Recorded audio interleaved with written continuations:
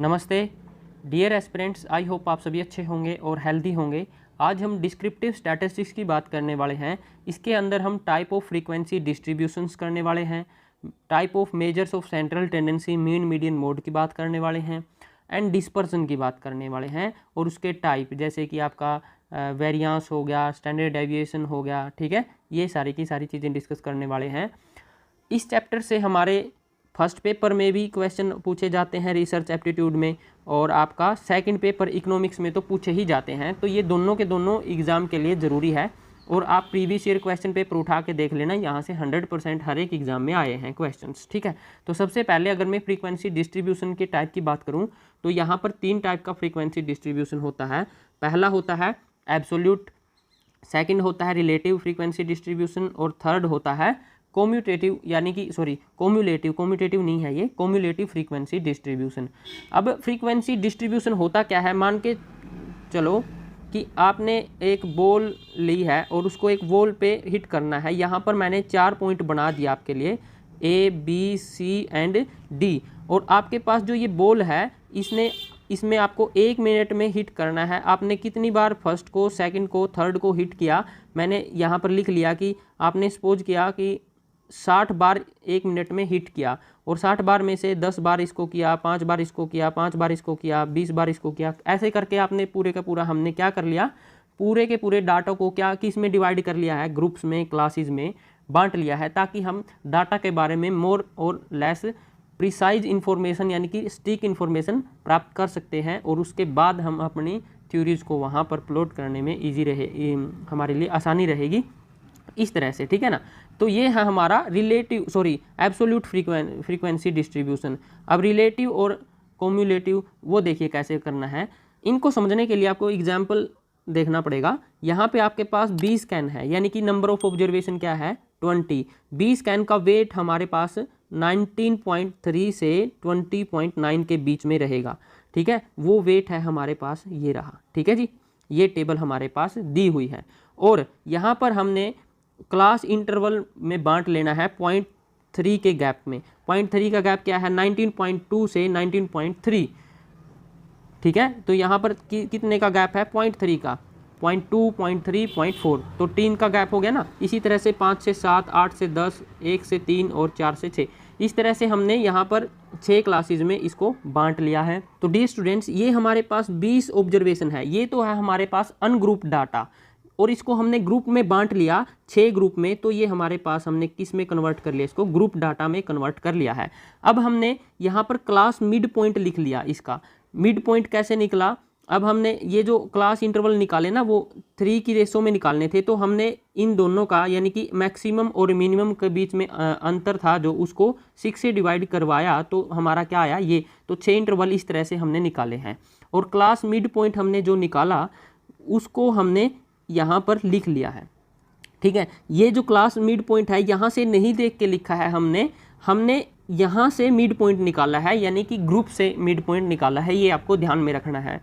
अब इसके बाद देखिएगा, ये है एब्सोल्यूट फ्रीक्वेंसी, यहाँ पर 1 लिखा है, इसका मतलब ये है कि 19.2 से 19.4 तक एक ही यहाँ पर आपको ऑब्जर्वेशन देखने को मिलेगी, वो है 19.3, और आपको यहाँ पर 8 ऑब्जर्वेशन दिख रही है, यानी कि 19.8 से 20 के बीच में आपकी 8 ऑब्जर्वेशन देखने को मिल रही होंगी। तो इसका मतलब ये है कि यहाँ पर डाटा इस ग्रुप में सबसे ज़्यादा है। तो इस तरह से हमने फ्रीक्वेंसी डिस्ट्रीब्यूशन को, एब्सोल्यूट फ्रीक्वेंसी डिस्ट्रीब्यूशन जिसका नंबर 20 है, वो इस तरह से हमने बांट लिया है। ये तो हुई एब्सोल्यूट की। अब रिलेटिव फ्रीक्वेंसी की बात कीजिए। रिलेटिव किसका, रिलेटिव टोटल फ्रीक्वेंसी का, रिलेटिव किसका, टोटल फ्रीक्वेंसी का, यानी कि 20 फ्रीक्वेंसीज का। अब देखिएगा, फर्स्ट ग्रुप में हमने 1 नंबर मिला, तो 20 का 1 भाग, ठीक है। तो ये क्या हो गया, रिलेटिव फ्रीक्वेंसी फर्स्ट इंटरवल में। अब सेकंड ग्रुप में क्या है, 2 नंबर मिले हमने, तो 2/20, तो ये क्या होगा हमारे पास, रिलेटिव फ्रीक्वेंसी। इस तरह करते करते हमने क्या कर लिया, यहाँ पे एब्सोल्यूट यानी रिलेटिव फ्रीक्वेंसी निकाल ली।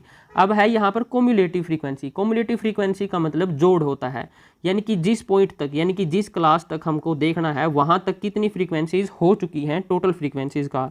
तो यहाँ पर कितनी फ्रीक्वेंसीज हो चुकी हैं, 15। तो 1 + 3 + 8 + 4 ये क्या हो गया, 15। इस तरह से हो गया। अब ये यहाँ से हमने पूरे के पूरे डाटा को और ज़्यादा अच्छी तरह समझने के लिए हिस्टोग्राम, रिलेटिव फ्रीक्वेंसी हिस्टोग्राम में इसको कन्वर्ट कर लिया। हिस्टोग्राम में यहाँ पर एब्सोल्यूट फ्रीक्वेंसी ले ली, यहाँ पर रिलेटिव फ्रीक्वेंसी ले ली, यहाँ पर वेटेज ले लिया, यहाँ पर वेटेज सेम लिया है हमने, और यहाँ पर भी वेटेज सेम लिया है, और यहाँ पर कोम्युलेटिव फ्रीक्वेंसी और यहाँ पर एब्सोल्यूट फ्रीक्वेंसी का ये पॉलीगॉन बना लिया, ये ओगिव बना लिया। तो ये हमने क्या किए हैं, मोर और लेस इन डाटा को समझने के लिए ग्रुप में डिवाइड किया है। ये टेबल मैं यूज़ करूँगा आपका सेंट्रल टेंडेंसी को बताने के लिए। सेंट्रल टेंडेंसी जो होती है आपकी, वो 3 टाइप से हम माप सकते हैं, मीन, मीडियन, मोड। क्योंकि सेंट्रल टेंडेंसी क्या बताता है, लोकेशन ऑफ डिस्ट्रीब्यूशन, जो डाटा डिस्ट्रीब्यूट हो रहा है उसकी लोकेशन क्या है, ठीक है। तो इसको समझना ज़रूरी है। सबसे पहली जो सेंट्रल टेंडेंसी मीन कैसे निकाले जाते हैं, इसको म्यू से दिखाया जाता है। अगर आपका डाटा पॉपुलेशन है, यानी कि पूरे का पूरा डाटा आपका पॉपुलेशन से लिया गया है, अगर आपने सैंपल लिया है तो उसको आपने एक्स बार से दिखा देना है। और यहाँ पर आपको summation of x by n, n यहाँ पर बड़ा होता है और समेशन ऑफ एक्स यहाँ पर छोटा होता है एन, मतलब दोनों का दोनों सेम होता है, बस यहाँ पर नोटेशन देने की अलग बात है, क्योंकि ये पॉपुलेशन से लिया हुआ मीन है और ये आपका सैंपल से लिया हुआ मीन है। यहाँ पर तीनों की तीनों सेंट्रल टेंडेंसी हम ग्रुप्ड डाटा और अनग्रुप्ड डाटा दोनों के लिए निकाल रहे हैं। ग्रुप डाटा भी देखा ना, जो हमने क्लास इंटरवल में बांट देते हैं, और अनग्रुप डाटा जिसको हम इंटरवल में नहीं बांटते, यानी कि आपका जो क्लासेज में नहीं बांटते। अब ये तो जो दोनों के दोनों फॉर्मूले हैं ये अनग्रुप डाटा के हैं। ग्रुप डाटा के फॉर्मूले में यहाँ पर लिख रहा हूँ आपके सामने, ठीक है। वो मीन का सबसे पहला फॉर्मूला ये है म्यू को निकालने के लिए अनग्रुप डाटा के लिए, वो है summation of frequency and x upon में एन। यहाँ पर हम फ्रीक्वेंसी को एक्स से मल्टीप्लाई करवा देते हैं। देखिए यहाँ पे जो हमारी मिड पॉइंट था ना, ये मिड पॉइंट था, ठीक है नहीं, इसको हमने क्या कर दिया, एब्सोल्यूट फ्रीक्वेंसी से मल्टीप्लाई करवा के एन से डिवाइड कर दिया, ये हमने ग्रुप डाटा का मीन निकाल दिया। ऐसा क्यों किया हमने, देखिएगा अगर हमारे पास ग्रुप डाटा है, ये डाटा दिया हुआ है दोस्तों, तो हमारे पास क्या ये एक्चुअल के नंबर हैं यहाँ पे जो कि पॉपुलेशन में है, नहीं है ना। यहाँ पे तो सिर्फ मिड पॉइंट आपको देखने को मिल रहे होंगे, ये एक्चुअल नंबर नहीं है। तो इसीलिए जो हमारे पास मिड पॉइंट है क्लास के, उनको उनकी फ्रीक्वेंसी से मल्टीप्लाई करवाएंगे, तब जाके हमारा टोटल नंबर ऑफ एक्स आएगा, समेशन ऑफ एक्स आएगा, ठीक है ना। तो हमने क्या किया, इसका समेशन ऑफ एफ एक्स क्या हो गया और उसका जोड़ क्या आ गया 401/6, और एन कितना है हमारे पास 20, तो ये क्या हो गया हमारे पास म्यू आया है। इसकी वैल्यू मैं लिख रहा हूँ, इसकी वैल्यू आई, म्यू की वैल्यू आई 20.8 नियर अबाउट, ठीक है ना। तो म्यू आ गया हमारा। अब हम चलते हैं किसकी तरफ, मीडियन की तरफ। मीडियन भी आपको 2 टाइप के डाटा के लिए निकालना है। अनग्रुप डाटा के लिए तो सिंपल है, n+1/2 कीजिए, आपका मीडियन निकल जाएगा। और ग्रुप डाटा के लिए फॉर्मूला है ये, यहाँ पर l+n/2 - f/fm/c। इसको मैं सिंप्लीफाई करता हूँ आपके लिए। जो ये l है, l को आपको फाइंड आउट करने के लिए आपने क्या करना है, जो ये आपके पास रो डाटा है, इसको असेंडिंग और डिसेंडिंग ऑर्डर में लगाइए इस तरह से, ठीक है।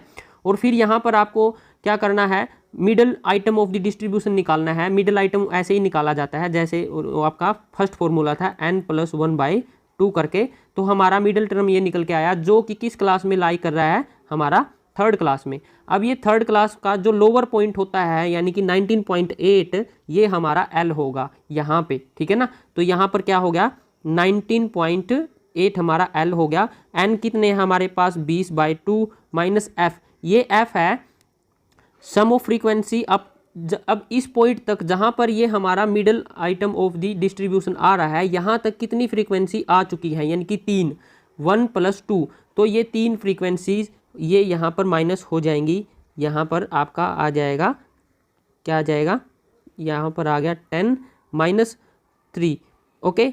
अब इसके नीचे है हमारा FM है, ये मिडल आइटम में कितनी फ्रीक्वेंसी है, देखिए यहाँ पर 8 है, तो आपका यहाँ पे आ जाएगा 8, और इसके साथ मल्टीप्लाई में क्या आ जाएगा आपका C क्या होता है, C बहुत ही सिंपल बात है, विड्थ ऑफ द क्लास, यानी कि हमारी जो विड्थ थी वो 0.3 है ना। 0.3 का इंटरवल में हमने जो क्लास बनाई है, तो ये हमारे पास आपने 0.3 इससे यहाँ पर मल्टीप्लाई करवा देना है, तो आपका मीडियन आ जाएगा, ठीक है। जो भी वैल्यू आए आप निकाल लेना।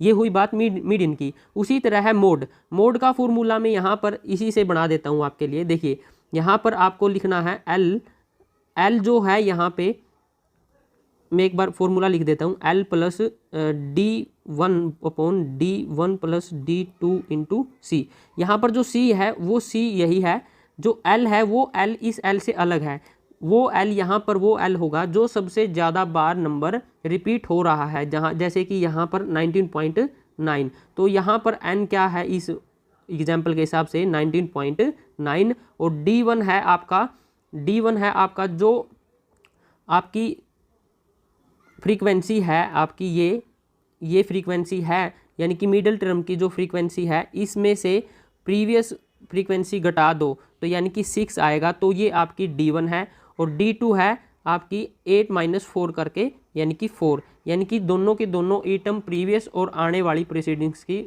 घटा दो तो वो क्या आ जाएगी आपका 6/6 प्लस 4 इंटू 0.3, ये हमारे पास क्या आ गया है, मोड आ गया है। तो आई थिंक आपको ये तीनों की तीनों सेंट्रल टेंडेंसी निकालने का फॉर्मूला आपको अच्छी तरह से समझ में आ गया होगा। तो आज की क्लास में इतना ही, आगे की क्लास में हम डिस्पर्सन की बात करने वाले हैं। देखिए स्टूडेंट्स, आपको मैं एक बात कहता हूँ कि छोटी छोटी चीज़ें ही बदलाव लाती हैं, तो इस तरह से आप फोकस करके पढ़िएगा मेरे से, और एक दिन देखिएगा आप स्टैटिस्टिक्स और इकोनोमेट्रिक्स को उंगलियों पर यानी कि टिप्स पर याद करके चलोगे। Thank you for listening and I really appreciate your time. Good luck.